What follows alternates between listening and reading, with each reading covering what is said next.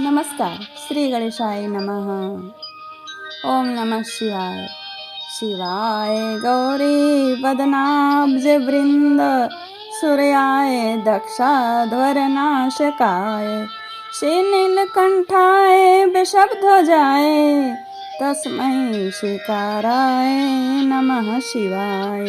नमः शिवाय। श्रावण मास महात्म्य कथा में आज मैं आपको चतुर्थो अध्याय का हिंदी में अर्थ सुनाऊंगी। कुल इसमें 53 श्लोक है। धारणा, पारणा, मासोपवास व्रत और रुद्रवर्ती व्रत वर्णन में सुगंधा का आख्यान बताऊंगी। इसमें धारणा पारणा व्रत कैसे करते हैं उसकी विधि है, मासोपवास व्रत कैसे करते हैं उसकी विधि है, और रुद्रवर्ती व्रत का कितना उसका फल मिलता कि सुगंधा सशरीर शिवलिंग में काशी में जाकर विलीन हो गई। उन सारे आख्यानों को सुनिए। जो आपको इसमें ग्रह योग्य हो ग्रहण करें, अन्यथा कथा सुनने का पुण्य तो प्राप्त होता ही है। छठे अध्याय में सोमवार व्रत का वर्णन आएगा, जो मेरे ख्याल से 2 वीडियो के बाद आपको मैं उसको प्रस्तुत करूंगी। आइए सुनिए। ईश्वर बोले, ईश्वर मतलब शिव जी। ईश्वर बोले, हे सनत कुमार, अब मैं धारण पारण व्रत का वर्णन करता हूँ। प्रतिपदा के दिन से आरंभ करके सर्वप्रथम पुण्या वाचन कराना चाहिए। इसके बाद मेरी प्रसन्नता के लिए धारण पारण व्रत का संकल्प करना चाहिए। एक दिन धारण व्रत करें, दूसरे दिन पारण व्रत करें। धारण में उपवास और पारण में भोजन होता है। मास के समाप्त होने पर व्रती को इसका उद्यापन भी करना चाहिए, यानी जब 2 दिन में यह व्रत पूर्ण हो रहा है फिर दूसरे दिन शुरू करिए। उद्यापन के लिए श्रावण मास के समाप्त होने पर सबसे पहले पुण्या वाचन कराना चाहिए। इसके बाद हेमानद, आचार्य तथा अन्य ब्राह्मणों का वर्ण करना चाहिए।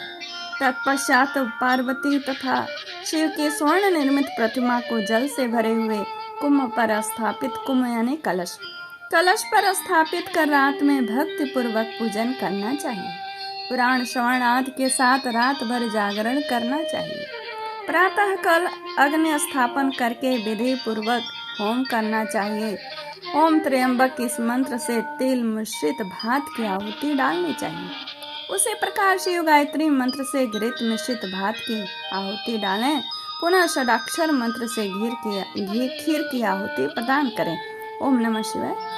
तदंतर पूर्णाहुति देकर होम शेष का समापन करना चाहिए और बाद में ब्राह्मणों को भोजन कराना चाहिए तथा आचार्य की पूजा करनी चाहिए। हे महाभाग, इस प्रकार से उद्यापन संपन्न करके मनुष्य ब्रह्म हत्या आदि पातकों से मुक्त हो जाता है, इसमें संदेह नहीं है। अतः इस महाव्रत को अवश्य करना चाहिए। हे मुनि, अब श्रावण में मासोपवास की बुद्धि को आदर पूर्वक सुनिए। प्रतिपदा के दिन प्रातः काल इस व्रत का संकल्प करें। स्त्री हो या पुरुष, मन तथा इंद्रियों को नियंत्रित करके इस व्रत को करें। अमावस्या तिथि को लोक का कल्याण करने वाले वृषभध्वज शंकर की अर्चना पूजा षोडश उपचारों से करके तदंतर अपने सामर्थ्य के अनुसार वस्त्र तथा अलंकार आदि से ब्राह्मणों का पूजन करें। उन्हें भोजन कराएं तथा प्रणाम करके विदा करें। इस प्रकार से किया गया मासोपवास व्रत मेरी प्रसन्नता करने वाला होता है। हे सनत कुमार, मनुष्यों की सभी सिद्धियां प्रदान करने वाली लक्ष्य संख्या परिमित रुद्रवर्ती व्रत के विधान को सावधान होकर सुनिए। अत्यंत आदर पूर्वक कपास के 11 तंतुओं से बत्तियां बनानी चाहिए, यानी जो तकली से काटते हैं। वे रुद्रवर्ती नाम वाली बत्तियां मुझे प्रसन्न करने वाली हैं। मैं श्रावण मास में भक्ति पूर्वक देवों के देव गौरीपति महादेव जी का इन 1 लक्ष संख्या वाली बत्तियों से निराजन करूंगा। इस प्रकार श्रावण मास के प्रथम दिन विधि पूर्वक संकल्प करके महीने भर प्रतिदिन शिव जी का पूजन कर 1000 बत्तियों से निराजन करें, यानी आरती, और अंतिम दिन 71,000 बत्तियों से निराजन करें, अथवा प्रतिदिन 3000 बत्तियां आदर पूर्वक अर्पण करें और अंतिम दिन 13,000 बत्तियां समर्पित करें, अथवा एक ही दिन सभी 1,00,000 बत्तियों को मेरे समक्ष जलाएं। प्रचुर मात्रा में घृत में भिगोई हुई जो स्निग्ध बत्तियां होती हैं वे मुझे प्रिय हैं। तत्पश्चात मुझ विश्वेश्वर का पूजन करके कथा श्रवण करें। सनत कुमार बोले, हे देव हे जगन्नाथ, हे जगदानंद कारक, कृपा करके आप मुझे इस व्रत का प्रभाव बताएं। हे प्रभु, इस व्रत को सर्वप्रथम किसने किया और उसके अध्यापन की क्या विधि होती है? ईश्वर बोले, हे ब्रह्मपुत्र, व्रतों में उत्तम इस रुद्रवर्ती व्रत के विषय में सावधान होकर सुनिए। यह व्रत महापुण्यप्रद, सभी उपद्रवों का नाश करने वाला, प्रीति तथा सौभाग्य देने वाला है। पुत्र पौत्र समृद्धि प्रदान करने वाला, व्रत करने वाले के प्रति शंकर जी की प्रीति उत्पन्न करने वाला और परम पद शिवलोक को देने वाला है। तीनों लोकों में इस रुद्रवर्ती के समान कोई उत्तम व्रत नहीं।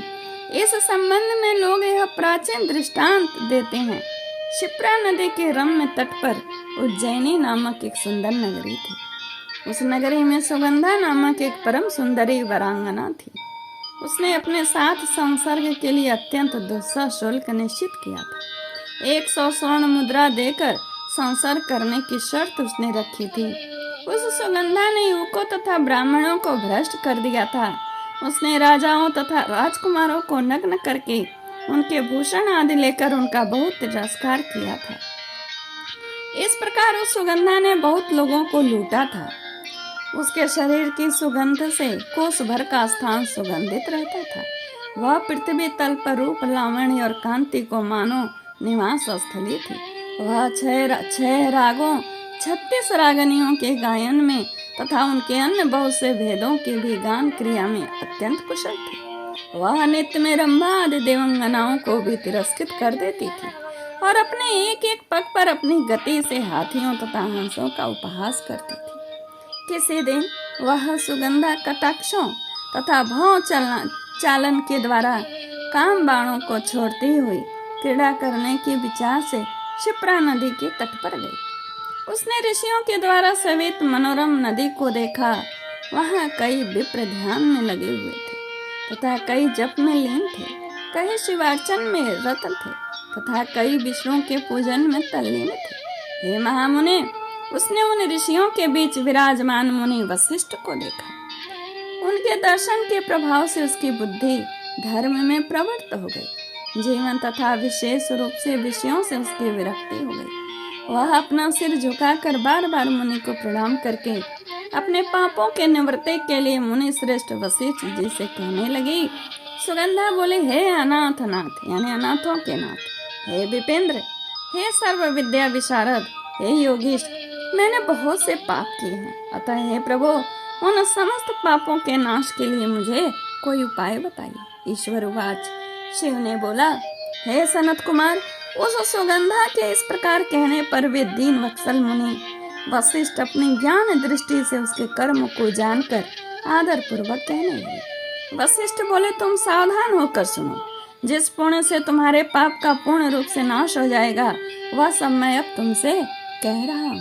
हे भद्रे, तीनों लोकों में विख्यात वाराणसी में जाओ।